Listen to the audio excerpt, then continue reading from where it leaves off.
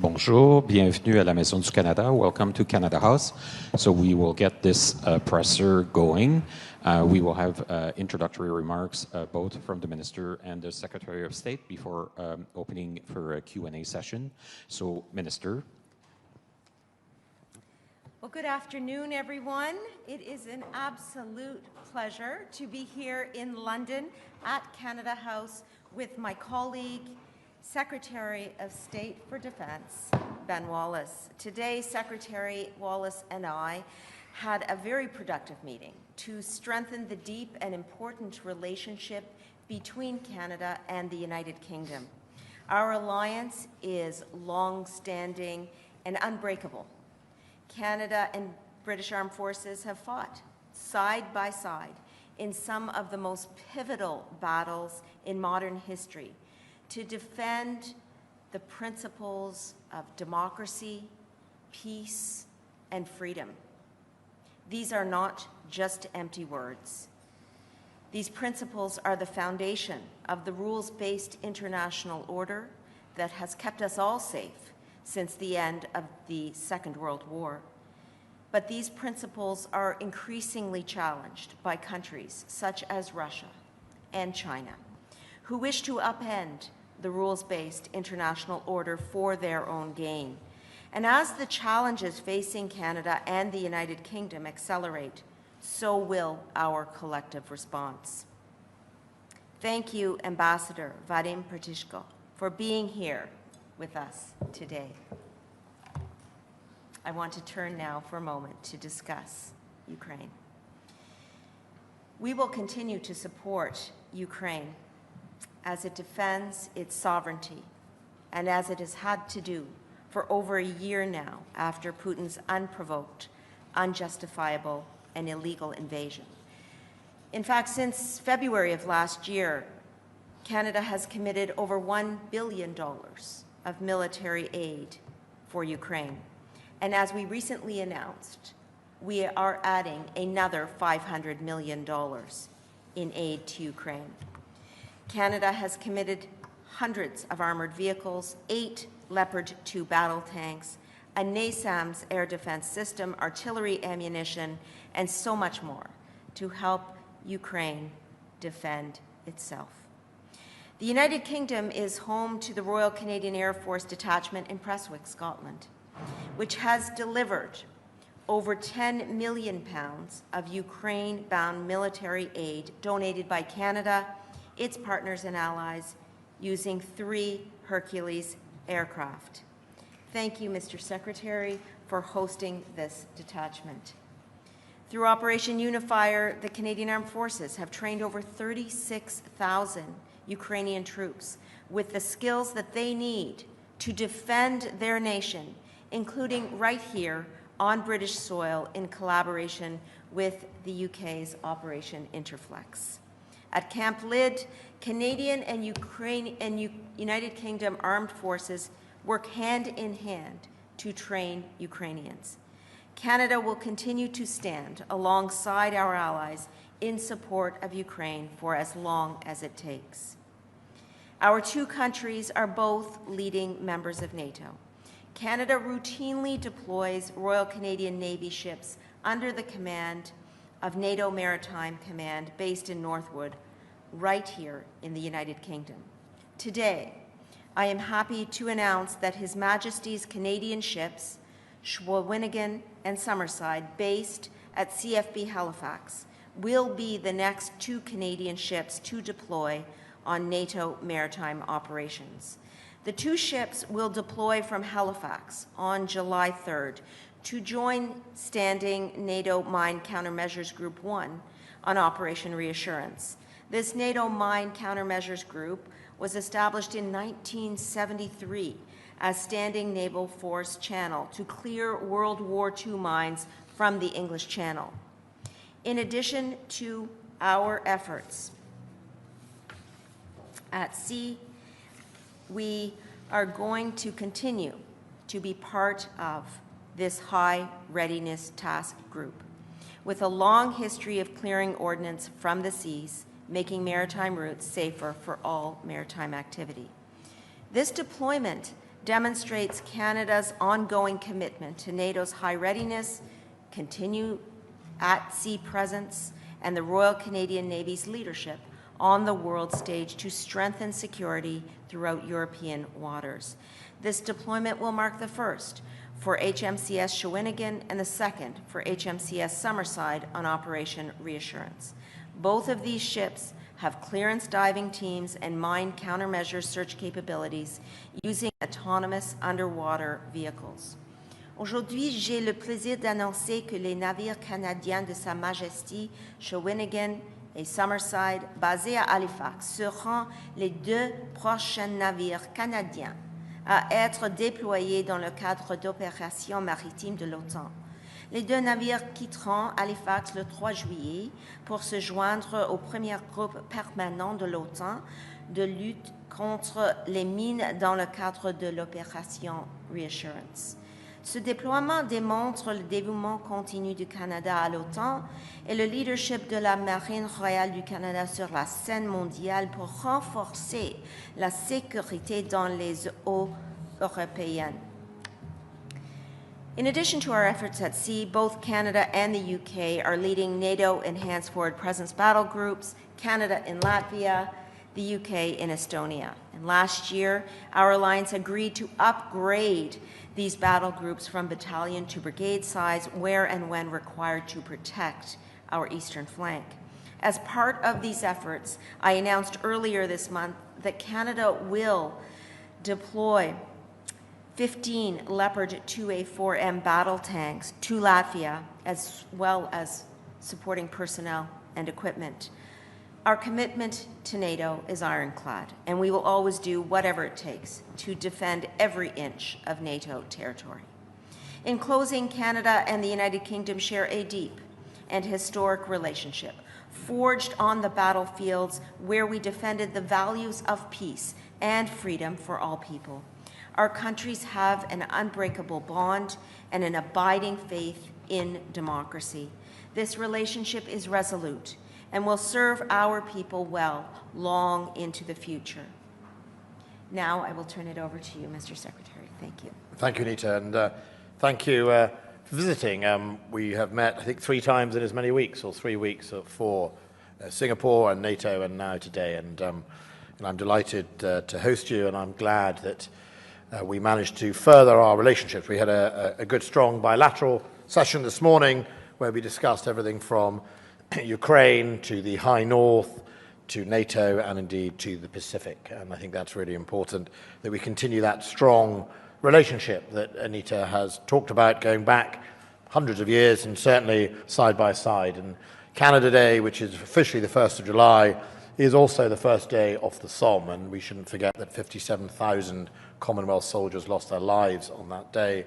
Canada has gained 77 Victoria Crosses in both the First and the Second World War, fighting side by side on Juno Beach in D-Day, and even as recently as 2014, after the invasion of Crimea by Russia, the illegal invasion, there was 4 nations that stayed and trained in op orbital, and alongside the British were the Swedish, the United States, and Canada, the Fab Four, the original 4 who were there not at the time of the February invasion 21, but have been there since the beginning, making sure Ukraine can stand on its own 2 feet and help it with its capacity building. And I think that when I think back to the day of the recent illegal invasion, right there by our side, the next day when we had a initial donor conference, Canada was there on the line immediately, standing up for the values that we both share and making sure that we started the process that has led to this international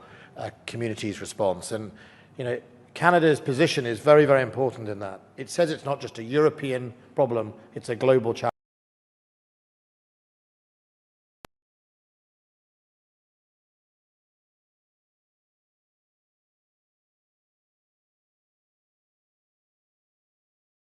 So I'm delighted to host you today, and we're happy to take questions, but there is more to do, and I know Canada and the United Kingdom are going to continue standing with Ukraine to make sure Russia is expelled from its illegal invasion of that country and return it to its sovereign right. And, the message, as I always say at these press conferences to Putin, is the international community is going nowhere. Canada is going nowhere. Britain is going nowhere.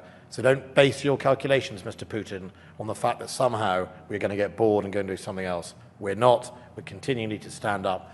We're continuing to reinforce our friends in the east of Europe, in Lithuania, Latvia, and Estonia, and Poland.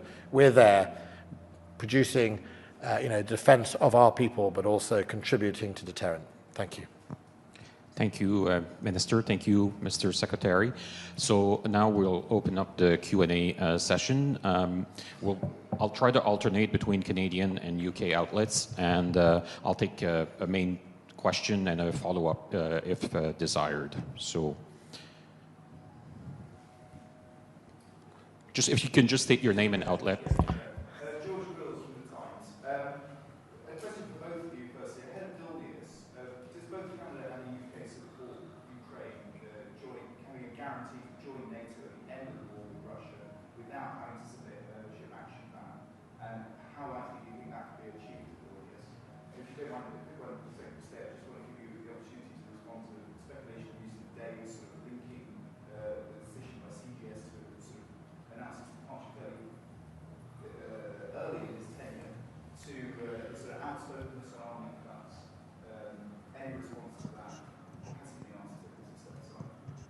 Well, I'll answer that first bit, then I'll do the NATO, and then over to you, Anita. So, on the first bit, I read the report. It's completely spurious, right?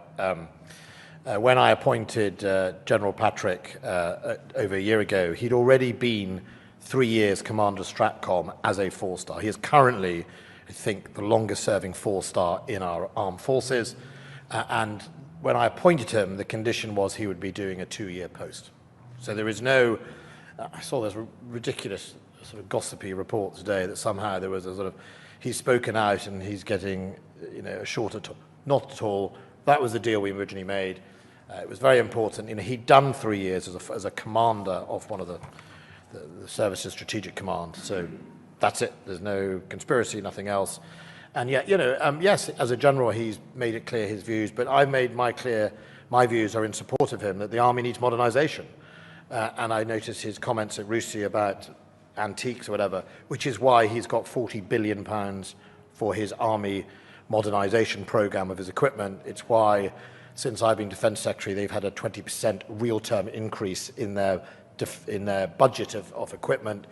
It is why they have a greater proportion of spend in the department than they've had before, because the army needs modernizing. So, by all means, we can criticize the state of the army that's been inherited, but you can't criticize that this government's determined to modernize that army and bring it forward. Challenger 3, Boxer, I've fixed Ajax. Ajax is now being delivered to the frontline units to start their training.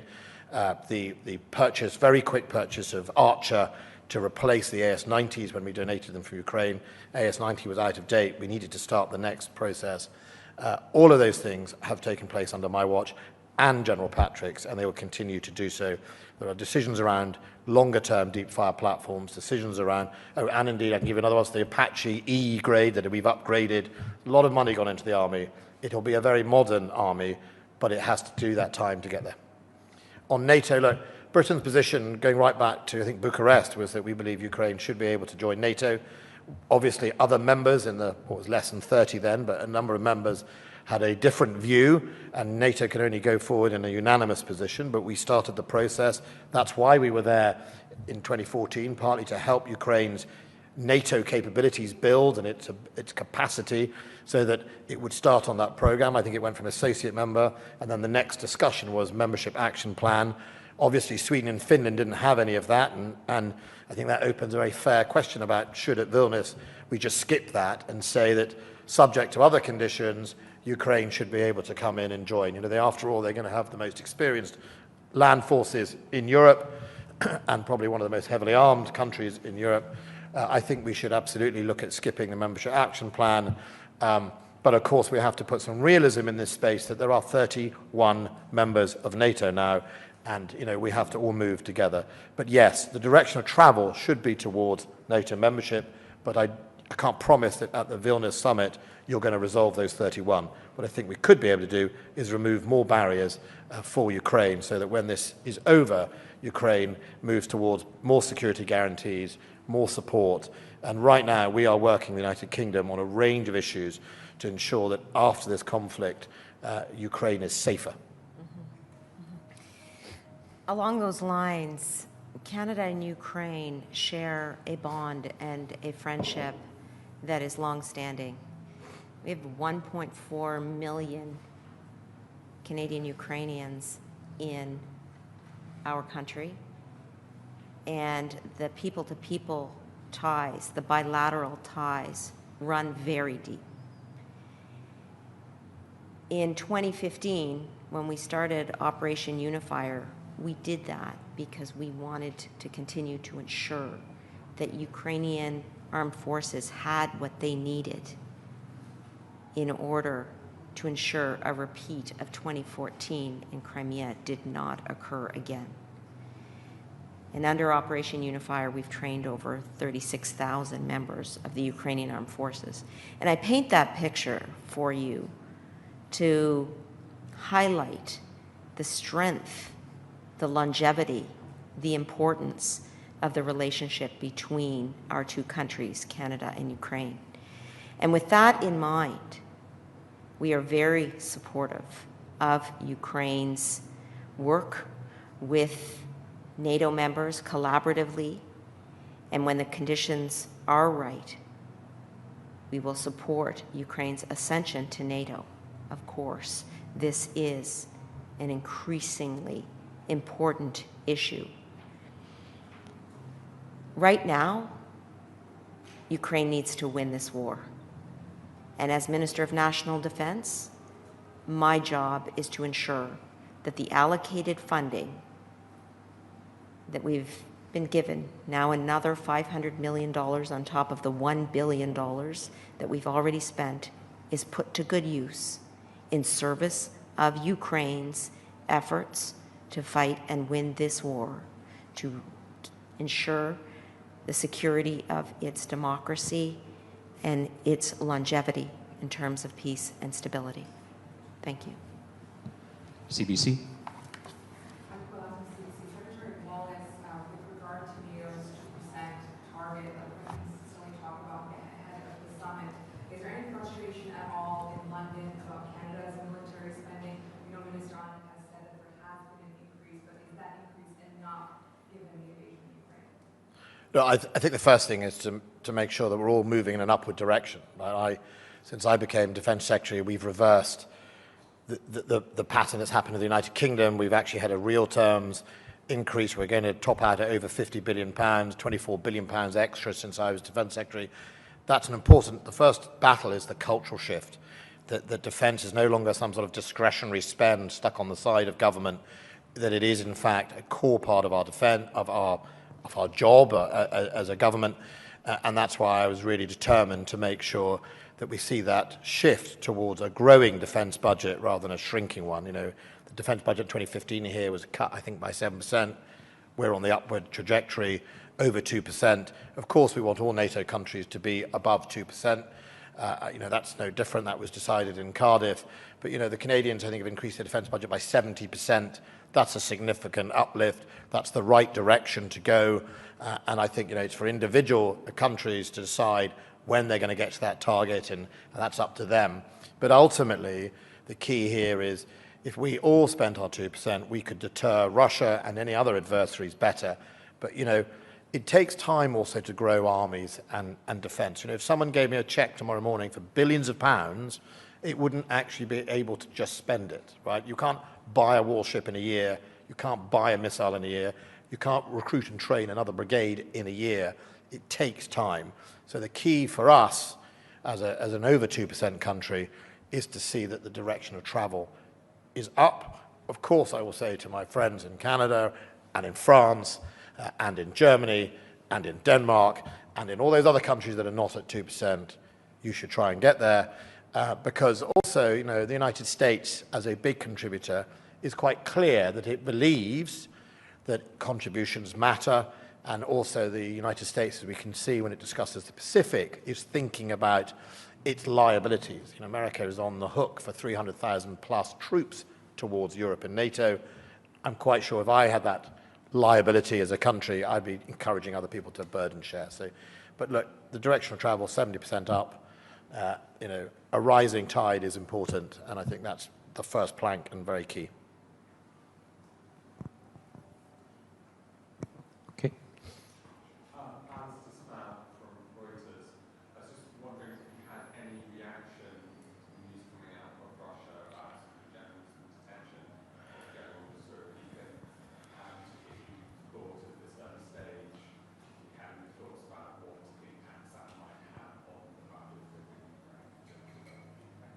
No, I am, well, first of all, I've just seen, like you, in open media. I don't know what's happened to any of these people. Obviously, Mr. Prigozhin has gone off to Belarus for a summer holiday, and Wagner has dissipated. I think what I would say is, you know, from a UK point of view, if General Gerasimov and Minister Shoigu are still in charge, then the huge amounts of failure they've delivered on the battlefield will no doubt continue. And, you know, if it means Laurel and Hardy are still running the Russian armed forces and campaign, then that's to the benefit of the Ukrainians. Well, my view is twofold. First, what happens inside Russia is particular to Russia. My focus is on Ukraine. My focus is ensuring that we're continuing to support Ukraine with military aid and equipment. Canada is the largest donor per capita in the G7 in terms of financial aid. We've contributed over $8 billion in financial, military, and humanitarian aid. My focus has got to stay on Ukraine's winning this war, and they are showing gains in the north, in the east, and the south, and showing incredible resilience. And around the NATO table, our job is to continue to support that effort. Thank you. Global. President Anand, Global News. Has Canada or the UK or the Ukraine Defence Contact Group made a concrete dollar amount estimate of how much money you think will be needed in military aid in the future to help Ukraine win this war on its terms? No.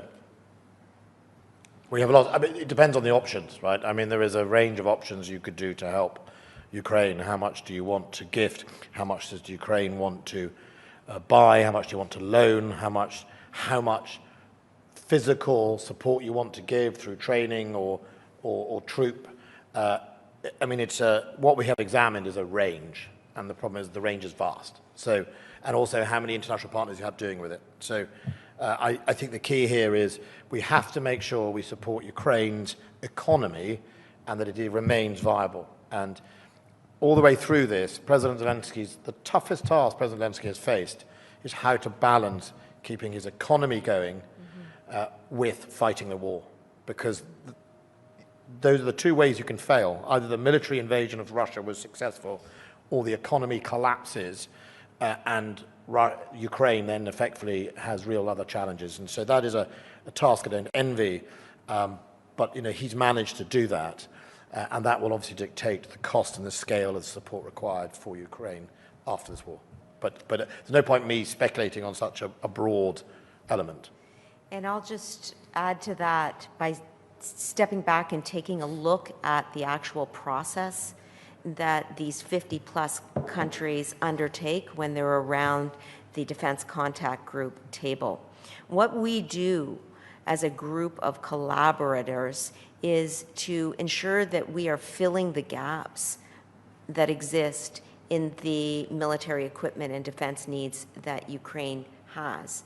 So at every meeting, we will have a broad-based discussion about what is needed at this time. And if you look at the military aid that has been provided over the course of a year and a half, it has certainly shifted to some extent, beginning with things like sniper rifles and ammunition for those rifles, fragmentation vests and food packs, and moving towards more and more complex types of military aid, armored vehicles, M777s, artillery for the M777s, NASAMS, defense systems, and Leopard 2A4 main battle tanks. And so it's not so much about putting a specific number on a vast array of different types of military aid needed in the moment, so much as it is to suggest that at a very broad level, we are all committed to supporting Ukraine in the short and the long term. Thank you.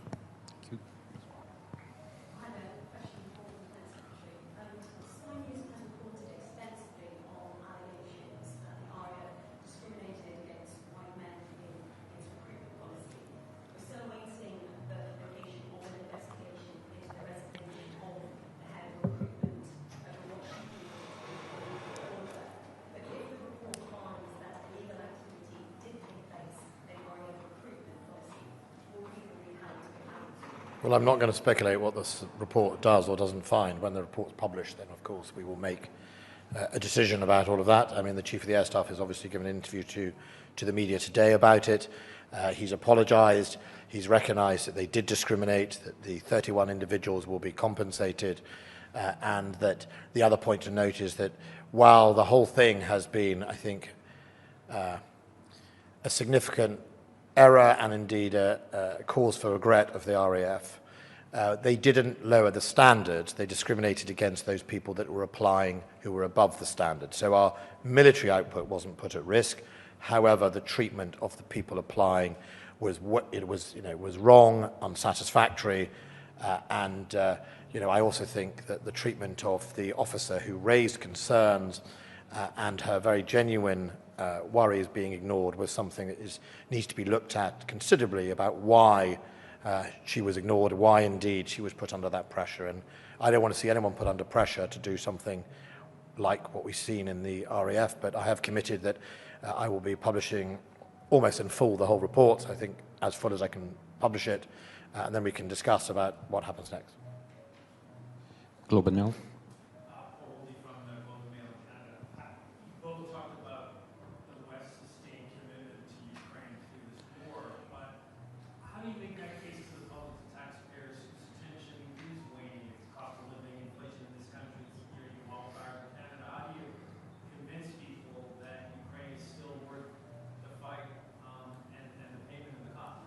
I can't talk for Canadian public opinion. British public opinion is about 72% in favour of Ukraine. It's not waning here. I mean, I know I've had endless questions from the media for the last year about waning support, but the actions speak louder than that speculation. The actions show a high level of support. Government itself is support, another £2.3 billion to support Ukraine. The direction of just look at the direction of travel of the international community. We started this whole thing with debates about whether or not we should put handheld short-range anti-tank weapons, and now we're standing here discussing Leopard tanks, we're discussing long-range fires, we're discussing F-16s, we're discussing a range of weapon systems, storm shadow systems. So the evidence shows that the opposite. But I think if I was talking to my constituents in Preston, and I'd say, why should you support? Well, look at your fuel prices, right? Number one, Russia using energy blackmail is one of the reasons you have fuel prices like you do. That's why you're hurting under inflation. Secondly, breadbasket of Europe, Ukraine. When Russia attacked Ukraine, look what it does to the grain price. Your shopping basket is more expensive because of Russia's activity. And we need to make sure that is stopped so we can try and get back to some stability. And number three, Russia is directly trying to go after the very values that you and your family believe in. And if they are successful in Ukraine, he won't stop there. And I think that's important as well. Now is the time to realize that sometimes freedom is worth fighting for and freedom is worth funding. Freedom isn't free, as it says on the Korean War Memorial in Seoul. And what's amazing, and I can't speak for Canada, but when you go to the British Parliament or you go and see the demonstrations here, it's full of young people, it's full of the left and the right, who all believe that this is their conflict, their values under threat, and deeply value it. And I think the whole of the British Parliament is in support. everything from the Scottish National Party to the Labour frontbench, to the Liberal Democrats, to the Conservatives, are all entirely beyond that. Now, I can't speak for Canada, but for us, we know what it's like to stand alone. We know what it's like to be isolated, and we don't like bullies. And we know that as a global trade-free country, we are susceptible to things like energy blackmail. Across our country, we see Ukrainian flags flying from porches, flying from cars, worn on lapels. And Canadians understand not only the importance of assisting Ukraine in its time of need for the purpose of Ukraine's sovereignty, they also understand that Ukraine's sovereignty and democracy is our own sovereignty and democracy. That if we stand idly by and allow Putin to redraw maps and walk across borders claiming territory that is not his, then we aren't living up to the values that our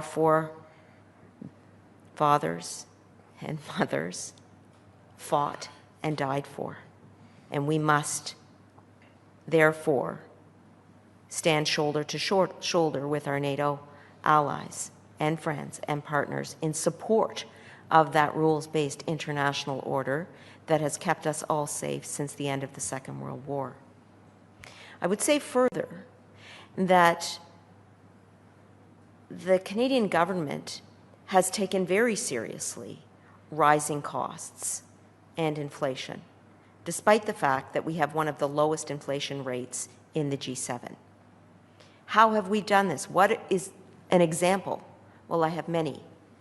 The Canada Child Benefit, $10 a day childcare, dental care, the grocery rebate.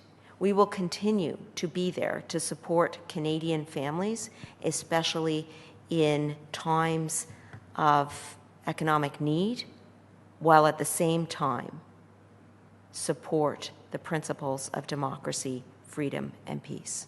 Thank you. We have time for one last question. We'll go to the back. Daniel.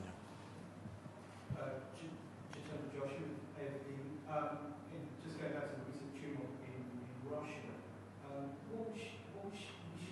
what should we be more nervous of? Russia continue to red by Putin or now? Who leads Russia is a matter for Russian people and Russia, and it's, as Anita said earlier on the question, what goes on is a matter for them. Of course, we can be commentators on it, but ultimately, the reality is the most important thing is for Russia to be defeated in Ukraine and the Russian armed forces leave Ukraine. And of all the Prigozhin event, there's one part of it that is really important. And while I have no support or links or in any way with Wagner and Prigozhin, which are a thoroughly nasty bunch of people, he did expose the war narrative as false from the Kremlin. His video he posted, which clearly said NATO was not going to attack Russia, Ukraine was not going to attack Russia, you have been lied to by Gerasimov and Shoigu, Mr. Putin. There was no need for that. That's him saying that in Russia to Russians. That is the truth that we have been saying for over a year, even before the war, and that's coming from him. So that's quite important that the Russian public understand and hear that. But that's something, it's not a revelation, we all knew that, but it'll be interesting if the people of Russia hear that. Thank you very much for Daniel, you were going to ask one more question.